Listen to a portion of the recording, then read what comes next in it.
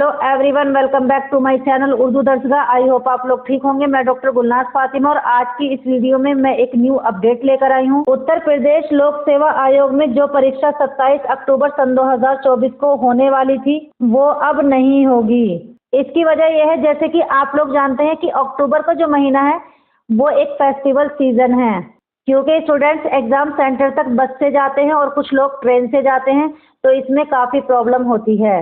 इसीलिए अब ये एग्जाम दिसंबर के महीने में होगा। हालांकि इन्होंने इस नोटिस में क्या कहा है, मिड ऑफ दिसंबर कहा है, पर ये एग्जाम आपका 20 दिसंबर से 24 दिसंबर तक होना फिक्स्ड है।